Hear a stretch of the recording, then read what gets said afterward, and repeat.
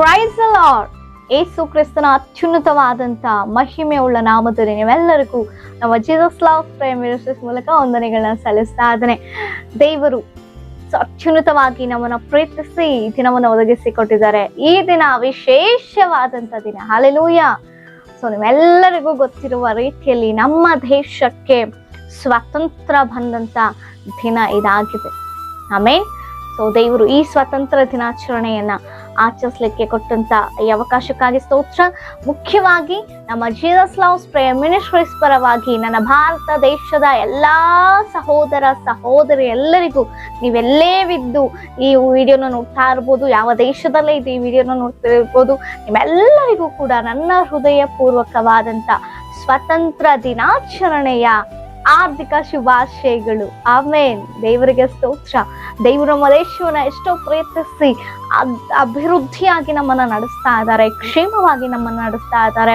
ಅದಕ್ಕಾಗಿ ಕೋಟ್ಯಾನುಕೋಟಿ ಸ್ತೋತ್ರಗಳನ್ನ ನನ್ನ ದೇವಾದ ದೇವರಿಗೆ ನಾನು ಸಲ್ಲಿಸುವಳಾಗಿದ್ದೇನೆ. ಆಮೇನ್. ಹಾಗಿದ್ರೆ ಈ ಸ್ವಾತಂತ್ರ್ಯ ದಿನಾಚರಣೆಯ ವಿಶೇಷವಾಗಿ ಈ ದಿನ ನಾವು ಧ್ಯಾನಿಸ್ಲಿಕ್ಕೆ ಹೋಗ್ತಾ ಇರುವಂತ ವಾಕ್ಯ ಭಾಗವನ್ನ ನಾವು ಧ್ಯಾನಿಸಿಕೊಳ್ಳೋಣ. ಗಲಾತ್ಯದವರಿಗೆ ಬರೆದ ಪತ್ರಿಕೆ 5ನೇ ಅಧ್ಯಾಯ 1ನೇ ವಚನ. ಕ್ರಿಸ್ತನು ನಮ್ಮನ್ನು ಸ್ವಾತಂತ್ರ್ಯದಲ್ಲಿರಿಸಬೇಕೆಂದು ನಮಗೆ ಬಿಡುಗಡೆ ಮಾಡಿದನು. ಆಮೇನ್. ದೇವರಿಗೆ ಸ್ತೋತ್ರ. ಸ್ವಾತಂತ್ರ್ಯದಲ್ಲಿ ನಮ್ಮನ್ನ ಇರಿಸ್ಲಿಕ್ಕೆ ನನ್ನ ಕರ್ತನು ನಮ್ಮನ್ನ ಬಿಡುಗಡೆ ಮಾಡಿದ್ರಂತೆ. ಅಂದರೆ ಸ್ವಾತಂತ್ರ್ಯ ಇಲ್ಲದ ಜೀವಿತದಿಂದ ಬಿಡುಗಡೆ ಕೊಟ್ಟು ಸ್ವಾತಂತ್ರ್ಯವನ್ನ ಕೊಟ್ಟಿದ್ದಾರೆ. ಪ್ರಿಯರೇ, ಈ ದಿನ ವಿಶೇಷವಾಗಿ ನಮ್ಮ ಭಾರತ ದೇಶಕ್ಕಾಗಿ ಹೋರಾಟವನ್ನ ಮಾಡಿ ಸ್ವಾತಂತ್ರ್ಯವನ್ನ ತಂದುಕೊಟ್ಟಂತ ಪ್ರತಿ ಹೋರಾಟಗಾರರನ್ನು ನಾವು ಜ್ಞಾಪಿಸಿಕೊಳ್ಳೋರಾಗಿದ್ದೇವೆ. ಮುಖ್ಯವಾಗಿ ಮಹಾತ್ಮ ಗಾಂಧೀಜಿ ಆಗಿರ್ಬೋದು, ನೆಹರು ಆಗಿರ್ಬೋದು, ಸುಭಾಷ್ ಚಂದ್ರ ಬೋಸ್ ಆಗಿರ್ಬೋದು, ಕಿತ್ತೂರಾಣಿ ಚೆನ್ನಮ್ಮ ಆಗಿರ್ಬೋದು.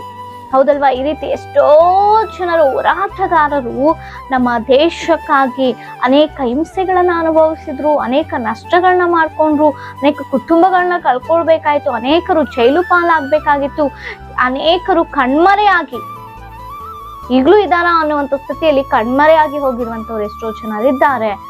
ಗುಂಡಿಗೆ ಬಲಿಯಾಗಿ ಮರಣಿಸೋರು ಎಷ್ಟೋ ಜನರಿದ್ದಾರೆ. ನಮ್ಮ ದೇಶಕ್ಕಾಗಿ ಎಷ್ಟೋ ಹೋರಾಟವನ್ನ ಮಾಡಿದ್ದಾರೆ, ಹಿಂಸೆಯನ್ನು ಸಹಿಸಿಕೊಂಡಿದ್ದಾರೆ, ಅಹಿಂಸೆಯ ರೀತಿಯಾಗಿ ಚಳುವಳಿ ಮಾಡಿದ್ದಾರೆ. ಆಮೇಲೆ ಎಷ್ಟೋ ಶ್ರಮೆ ಪಟ್ಟು, ಕಣ್ಣೀರು ಸುರಿಸಿ, ವೇದನೆ ಪಟ್ಟು, ಗಾಯಗಳನ್ನ ಮಾಡಿಕೊಂಡು ಒಂದು ಏಕಾಂಗಿತನವನ್ನ, ಒಬ್ಬಂಟಿಗತನವನ್ನ ಅನುಭವಿಸಿ ದೇಶಕ್ಕಾಗಿ ಮುಂದಿನ ತಲೆಮಾರಿಗೆ ಅವ್ರು ಸ್ವತಂತ್ರವಾಗಿರಬೇಕು, ನಾವದಕ್ಕೆ ಶ್ರಮ ಪಡಬೇಕೆಂಬುದಾಗಿ ಮುಂದೆ ಧೈರ್ಯದ ಹೆಜ್ಜೆಯನ್ನು ಹಾಕಿ ಬ್ರಿಟಿಷರೊಟ್ಟಿಗೆ ಹೋರಾಡಿ ಜಯಿಸಿದಂತ ಪ್ರತಿ ಹೋರಾಟಗಾರ ನಾವು ಜ್ಞಾಪಿಸಿಕೊಳ್ತೇವೆ, ಸ್ಮರಿಸಿಕೊಳ್ತೇವೆ, ಗೌರವವನ್ನ ಸಲ್ಲಿಸ್ತೇವೆ. ಹೌದಲ್ವಾ?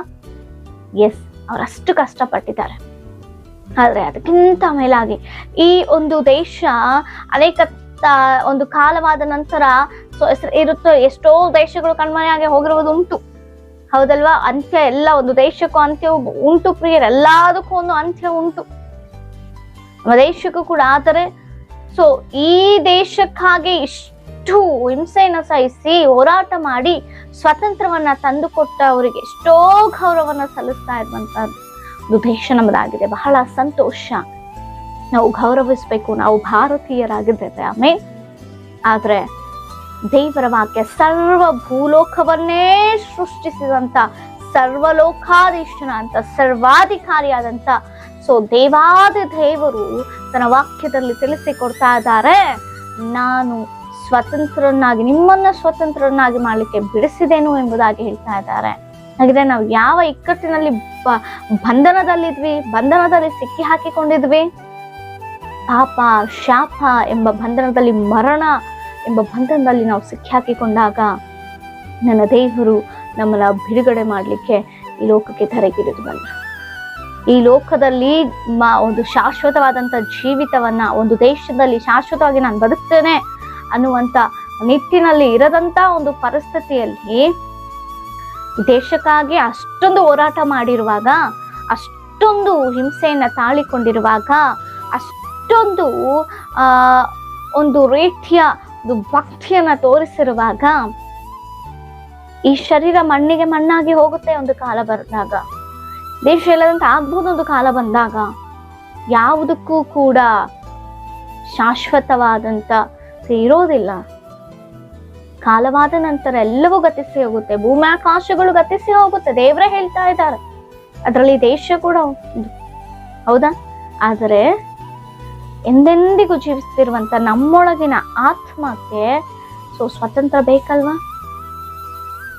ಅಲ್ಪ ಕಾಲದ ಜೀವಿತಕ್ಕೆ ಸ್ವತಂತ್ರ ಬೇಕು ಎಂಬುದಾಗಿ ನೆನೆಸಿರುವಾಗ ಎಂದೆಂದಿಗೂ ಜೀವಿಸಬೇಕಾದಿರುವಂತ ನಮ್ಮೊಳಗಿನ ಕ್ರಿಸ್ತನ ಆತ್ಮಕ್ಕೆ ಸ್ವತಂತ್ರ ಬೇಕು. ಎಂದೆಂದಿಗೂ ನಾವು ಜೀವಿಸುವಂತ ಅದಕ್ಕಾಗಿ ಆತ್ಮ ನಷ್ಟ ಹೊಂದಬಾರ್ದು, ಆತ್ಮ ಬಂಧಕದಲ್ಲಿ ಬೀಳಬಾರ್ದು, ಬಂಧನದಲ್ಲಿ ಸಿಕ್ಕಿ ಹಾಕಿಕೊಳ್ಬಾರ್ದು, ಶಾಪದ ಬಂಧನದಲ್ಲಿ ಇರಬಾರ್ದು, ಪಾಪದ ಬಂಧನದಲ್ಲಿ ಇರಬಾರ್ದು ಅಂತ ಹೇಳಿ ನೆನೆಸಿ ನನ್ನ ಕರ್ತಾದಿ ಕರ್ತರು ತನ್ನ ಸಿಂಹಾಸನವನ್ನ, ಮಹಿಮೆಯ ಸಿಂಹಾಸನವನ್ನೇ ಬಿಟ್ಟು ಈ ಲೋಕಕ್ಕೆ ಧರೆಗಿಳಿದು ಬಂದು ಹುಡುಕಿಕೊಂಡು ಬಂದು ನಮ್ಮನ್ನ ಸ್ವತಂತ್ರನಾಗಿ ಮಾಡ್ಲಿಕ್ಕೆ ನಮ್ಮನ್ನ ಬಿಡಿಸಿದಂತ ದೇವರಾಗಿದ್ದಾರೆ.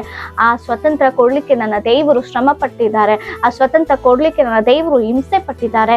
ಆ ಸ್ವತಂತ್ರ ಕೊಡ್ಲಿಕ್ಕೆ ನನ್ನ ಕ್ರಿಸ್ತನು ಆ ಪರ್ಯಾಸಗಳನ್ನ ಹೊಂದಿದ್ದಾರೆ.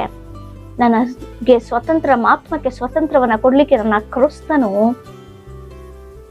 ಅನೇಕ ಅವಮಾನಗಳನ್ನ ಪಟ್ಟಿದ್ದಾರೆ. ಮುಖ್ಯವಾಗಿ ಯಾರು ಕೂಡ ಇದುವರೆಗೂ ಮಾಡದಂತ ಮಹೋನ್ನತವಾದ ಕಾರ್ಯ, ನಮ್ಮೆಲ್ಲರ ಆತ್ಮಗಳ ರಕ್ಷಣೆಗೋಸ್ಕರವಾಗಿ, ನಾವೆಲ್ಲರ ಆತ್ಮಗಳ ಸ್ವತಂತ್ರಗೋಸ್ಕರವಾಗಿ ನಿತ್ಯವಾಗಿ ನಾವು ಜೀವಿಸಬೇಕು ಎಂಬುದಕ್ಕಾಗಿ ನನ್ನ ಕ್ರಿಸ್ತನು ತಾನೇ ಧರೆಗಿಳಿದು ಬಂದು ತನ್ನ ಪ್ರಾಣವನ್ನೇ ಕೊಟ್ಟು, ತನ್ನ ಒಂದು ಹನಿಯು ರಕ್ತವು ಕೂಡ ತನ್ನ ಒಂದು ದೇಹದಲ್ಲಿ ಇದಂತೆ ಎಲ್ಲಾ ರಕ್ತದ ಹನಿಯನ್ನ ಸುರಿಸಿ ಅದರ ನಿಮಿತ್ತವಾಗಿ ನಮ್ಮ ಪಾಪಗಳನ್ನ ತೊಳೆದು ಪಾಪದ ಪಾಲಿಗೆ ನಮ್ಮನ್ನು ಸತ್ತಂತವರನ್ನಾಗಿ ಮಾಡಿ ನಿತ್ಯ ರಾಜ್ಯಕ್ಕೆ ನಾವು ಸೇರ್ಲಿಕ್ಕೆ ಸ್ವತಂತ್ರವನ್ನ ಕೊಟ್ಟು ಮರಣಿಸಿ ಆ ಮರಣಕ್ಕೇನೆ ಭಯ ಬರುವ ರೀತಿಯಲ್ಲಿ ಆ ಮರಣವನ್ನೇ ಜಯಿಸಿ ಮೃತ್ಯುಂಜಯನಾಗಿ ಎದ್ದು ಮರಣದಿಂದಲೂ ನಮ್ಮನ್ನ ಸ್ವತಂತ್ರರನ್ನಾಗಿ ಮಾಡಿದಂತ ದೇವರು. ಹಲ್ಲೆಲೂಯಾ, ದೇವರಿಗೆ ಸ್ತೋತ್ರ. ಅನೇಕರಿಗೆ ತಾವು ಮರಣಿಸಿದ್ರೆ ಏನಾಗ್ತೇವೆ ಎಂಬುದಾಗಿ ಕೂಡ ಗೊತ್ತಿಲ್ಲ ಪ್ರಿಯರೇ. ಅನೇಕರು ಅಂದುಕೊಳ್ತಾರೆ ಮರಣಿಸಿದ್ರೆ ಇನ್ನೊಂದು ಜನ್ಮ ಇದೆ, 7 ಜನ್ಮಗಳಿದೆ ಎಂಬುದಾಗಿ. ಒಂದೇ ಜೀವಿತ, ನೆಕ್ಸ್ಟ್ ಜನ್ಮದಲ್ಲಿ ನಾಯಿ ಆಗಿಯೋ, ಕತ್ತೆ ಆಗಿಯೋ, ನರಿ ಆಗಿಯೋ, ಇನ್ನೊಂದಾಗಿಯೋ ಮತ್ತೊಂದಾಗಿಯೋ ಹುಟ್ಟಬಹುದು ಎಂಬುದಾಗಿ ನೆನೆಸ್ತಾ ಇದ್ದೀರೇನೋ? ಇಲ್ಲ, ಮನುಷ್ಯರಾಗಿಯೇ ಜನ್ಮಿಸ್ತೇವೇನೋ ಎಂಬುದಾಗಿ ನೆನೆಸ್ಬೇಡ್ರಿ. ಮಾನವಗಿರುವಂಥದ್ದು ಒಂದೇ ಜೀವಿತ, ಅಲ್ಪಕಾಲದ ಜೀವನ. ಅದರಲ್ಲಿಯೂ ಕೂಡ ನನ್ನ ಜೀವವುಳ್ಳ ದೇವರು ನಮ್ಮನ್ನ ಮಹಿಮೆಯಾಗಿ ನಿಲ್ಲಿಸ್ಲಿಕ್ಕೆ, ಎಂದೆಂದಿಗೂ ನಾವು ಜೀವಿಸುವಂತೆ ಮಾಡಲಿಕ್ಕೆ ತಾನು ಮರಣಿಸಿ ಮೃತ್ಯುಂಜಯನಾಗಿ ಎದ್ದು ನಮಗೆ ಮಾದರಿಯನ್ನು ತೋರಿಸಿಕೊಟ್ಟವನಾಗಿ ನಿತ್ಯವಾಗಿ ನಾವು ಜೀವಿಸಬೇಕೆಂಬುದಾಗಿ ನಮಗೆ ಸ್ವಾತಂತ್ರ್ಯವನ್ನು ಕೊಟ್ಟಿದ್ದಾರೆ ಪ್ರಿಯರೇ.